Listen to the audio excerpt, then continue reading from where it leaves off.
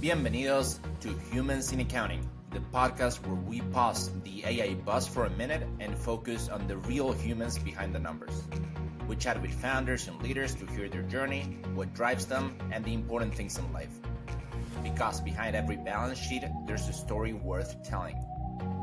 Humans in Accounting is brought to you by South Offices.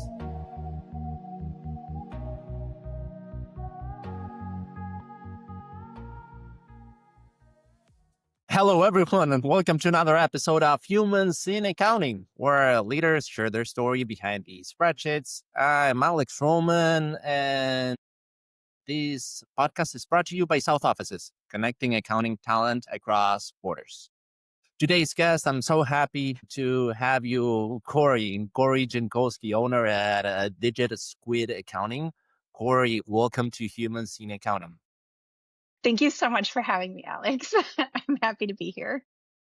I am happy that you are here, and I'm happy that we're doing this episode together. The truth is that we never physically met each other. We have been talking now for a few weeks, I guess. And now we have been talking for a few minutes before we started recording this episode. I'm so happy just to do this together. Actually, before I tell the audience and people in the future watching this and Spotify, YouTube, and all the platforms, I asked you if there's a specific topic that you want to talk about, or if there's something that we can do, and you suggested this really cool idea that I'm excited just to do it and play. In my case, for the first time, you said, how's the name? Is Two Truths and One Lie, I guess? Yes, you got it. Perfect. You know what? I've never played this game, so I'm excited. It's a good way just to start an episode and to know in this case, you can know me a little bit better and I can know you. I don't have experience working in this game, so yeah, let's do it, and then we do the rest of the episode. But how does it work? So we each share two truths and one lie about ourselves, and we have to guess which one is the lie. Okay, perfect. Do you want to go first? Should I go first? Either way, you decide. Okay, I'll decide that you go first then. Okay. So here are my three things. So I have written a book about school buses. I started playing piano when I was 4 years old, and I owned a cloth diaper service. Okay, I'll say that. So this is me trying to guess which is the lie, correct? You don't know how to play piano. That's my guess. How did you know that? I do not know how to play piano. Really?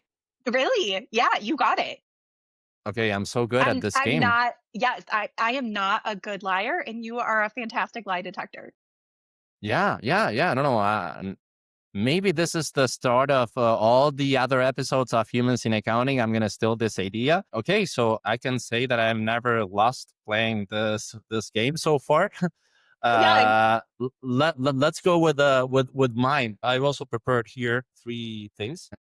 I'll tell them right away. So basically, the first one is that yesterday I had for dinner milanesas.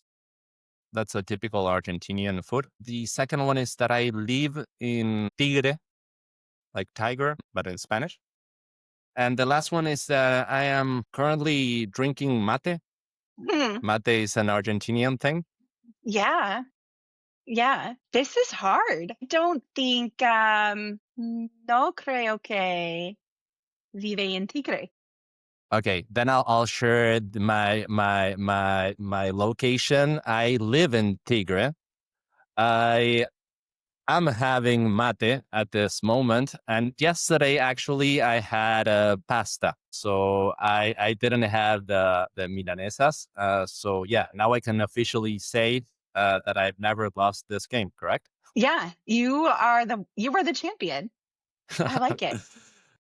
I'm so happy we made this. Corey, let's jump into the episode.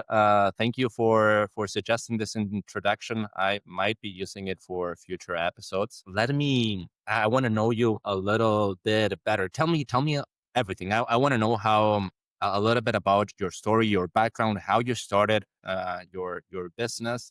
Tell me everything. Yeah. So I actually started bookkeeping when I was 14 years old. I wanted to get a job, but I did not want to work in a fast food restaurant. And my dad actually owned a company at the time where he repaired dental equipment. So he started asking dentists if they needed any help. And Hmm. that was my first experience with bookkeeping, was working in a dental office when I was 14.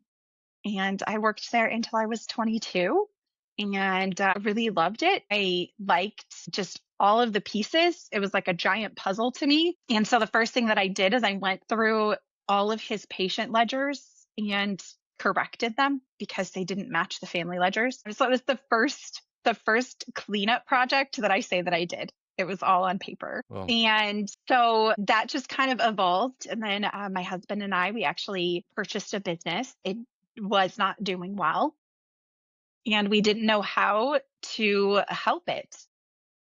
So then we ended up kind of phasing that business out and realizing that that wasn't our path. And so I started a cloth diaper service. So that is that's always one oh, of my lies and or one of my truths. And usually people think that that's the far fetched one. And that business was incredibly successful. Like okay. we did not anticipate that. So running a very successful business and having a background in bookkeeping, I thought that we had all the tools that we needed, and it did not go very well. It did not go as well as we anticipated because we did not know how to run a successful business. Right. And so we really like dove into that. Like I wanted to understand what went wrong first. We couldn't make a failing business thrive, then we couldn't make a successful business thrive. And so I wanted to understand why. Like, why are the cards stacked against business owners? And so that's really what I did, is wanted to find out and understand what makes businesses work and what makes businesses fail. And so I think the most recent statistic is that half of all businesses will fail within 5 years in the United Okay. States. And that's pretty devastating. And having experienced that, having two businesses that did not end up doing well for completely opposite reasons, it gave me a really good perspective of understanding why that happened. So that's kind of how I got um, into doing bookkeeping. And then I realized that I was doing a lot more than bookkeeping, that I was really advising businesses on how to be successful, which really changed the trajectory of Digit Squid. Okay, perfect. I have a few questions. The first one is it legal to work at the age of 14? Yes. Yes. Yes, it is. Okay. Yeah. Yeah. So you have to get a worker's permit from high school. Yeah. And so then they set like a certain number of hours that you can work per day. And as long as your grade point average doesn't get below a certain point, then yeah, Whoa. they say that So you that's can. something new that I learned. Like 14 is the actual limit, or you can be 12 or 8 or Yeah, so 4. 14 is the youngest Okay. to outside of working for your parents. So if you work for family or something like that, it's different. But yeah, having like an outside job, 14 is the youngest. Uh, Okay. and so 18 is the youngest without having any sort of like permissions um, from the school. Okay. Okay. Perfect. And Digit Squid Accounting, like when you started, you started directly with that name, or you started with a few clients and then you realize, hey, I need just to put this like a bookkeeping firm because I'm gonna get more clients. How was that process? I'm curious. Yeah, so I from that point of leaving the diaper service and closing the diaper service, then I Hmm. started working in offices and doing in the accounting, um, doing the accounting and the bookkeeping for different businesses and actually being employed by them. In 2021, my husband kind of, um, he knew that I was not happy doing that, but there's not a lot of autonomy.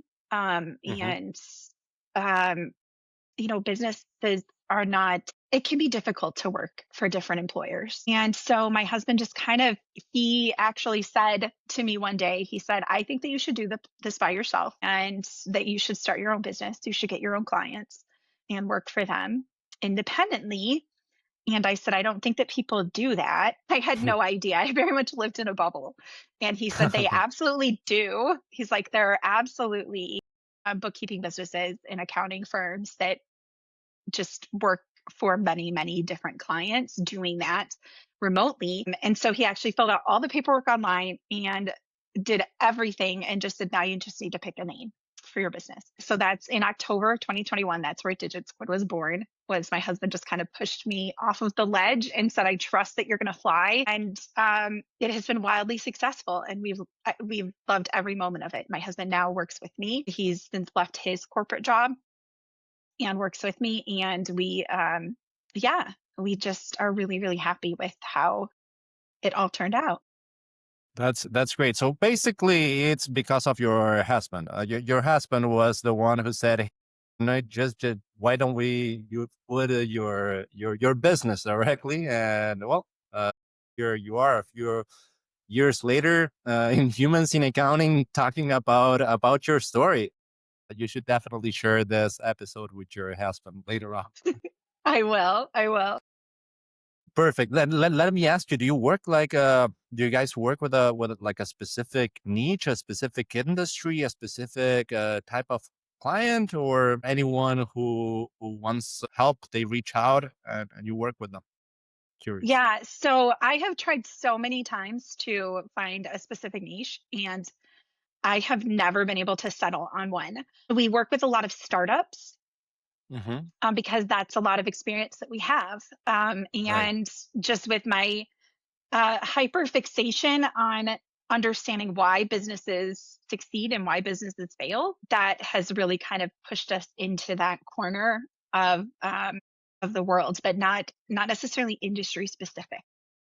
Okay. That makes total sense.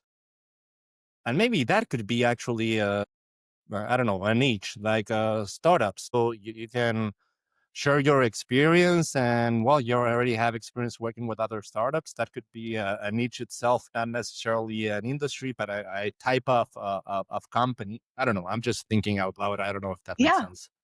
yeah, absolutely. I like that idea. Perfect. And Corey, let me ask you, in this few years that you've been in business, was there any, I don't know, specific milestone or achievement or something that, I don't know, it could be anything, something that one day happened. You say, whoa, look, incredible that this has happened to me a few years ago. I was not even sure just to put this company, and now here I am. I don't know. What's the first thing that comes to mind?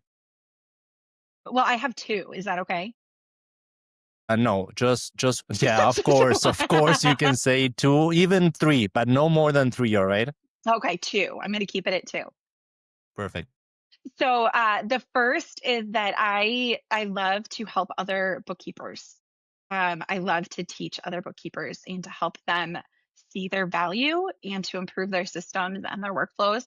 And so in 2024, I published and released a cleanup course for QuickBooks Online. And that has been incredibly successful. And I have loved that, gotten so much positive feedback about it from bookkeepers and accountants who have used it to help simplify their workflows and improve their pricing. Hmm. Um, and to, have a really more consistent idea of how to help their clients. With that, again, obviously I'm like a perfectionist, so I'm always get hyper fixated on things. And that's helped me to really improve my own workflows and better help my clients. And then this year, in 2025, this was a complete shock to me. I did not even know that I had been nominated, but I was named a 2025 Top 100 ProAdvisor by Insightful Accountant. And that was shocking to me because I did not even know that my name was in the running. And so that was really, really exciting as well. And so that was just something that I never expected and was a really great honor that That's people that's think of me that that way. That's great, Corey. Congrats on that. And going back to the first thing you've said, I wanted just to do a follow-up question because this is something that I don't know how much you know about me, but I'm kind of new to this industry. I've been working in the just moved to accounting a few years ago. And I don't know, I feel this. You said that you love helping other bookkeepers, and I for sure feel this sense of community between accounting professionals, which I don't know. I don't have experience working in all the industries, but I feel that specifically in accounting, you find this. I don't know if you also feel this. Is this just my perception? What do you think about this? I think that there's been a very big shift Hmm. in the accounting industry. I think that we all used to kind of operate as islands, and we kind of felt that we had to really do it all on our own. And in the past few years, I think that there have been a few really amazing thought leaders in the accounting industry who have opened that door and said, why don't we stop gatekeeping what's working for us and start working together, collaborating? And that shift, I think, is really propelling us to be more mentally healthy Hmm. in the industry because this is such a stressful industry. It's helping us to be more mentally healthy, more balanced, able to focus on other things as well, which is inviting other people to join the accounting industry, which we desperately, desperately need. We need more bookkeepers and more accountants. And so, yeah, I think that there is a great sense of community, and I am happy to be able to kind of participate in that and help others feel welcome. Yeah, yeah, I completely agree with that. And for me, it's like great just being here and feel this energy from anyone. You're not gonna find like people who's gonna be resilient of, no, I'm not gonna share this information because this is for me only, and I want to take advantage. No, like people are usually, hey, no, I had this great experience here. You should go this way. Don't go this other way. Try this, try that. I think that's great. Corey, I don't want to miss this question that it's important for me. I don't know how familiar you are with humans in accounting, but I am a foodie guy, good food. And I've been asking um, all our guests since I talked with Taylor, actually, CEO of Celerity. What's and I'll ask you this question. What's your favorite food? This was hard because I also love food. Okay. But when I was trying to think about the food that I could eat every day, it's caldo de pollo. I absolutely love caldo de pollo, and Whoa. I could eat it every single day. In fact, now I think I'm going to have that for lunch. Whoa, whoa, whoa. Well, you're mentioning that. I would pronounce it like caldo de pollo, and I'll say pollo because I'm really Argentinian. I cannot hide that part. It's not pollo for me. But hold on, is this like? I mean, I definitely had caldo de pollo. Is it just how Yeah, is it? Is it kind of like a soup or? yeah, yeah, yeah. It's just a chicken soup, and Okay. it's a little different everywhere that you get it from, and every home that you go to. Every family has like their own little recipe, and I love that. Whoa. Yeah, yeah. It has been a long time. I really enjoy soups. Here in Argentina, it's not like soups are something that I don't know, we only have it like in winter when it's like chilly, when it's really cold. I know that some other countries they don't really care if it's like really, really hot in the middle of summer. They could be having a soup. For us, it's kind of strange. But now that you mentioned this, I don't know. I want to have a caldo de pollo as well. This is I know for sure that this is the first time a guest of Humans in Accounting has said this. So well, at least it's gonna have at least one. I'm planning just to publish this ranking after 100 episodes. So thank you for telling me that, Corey.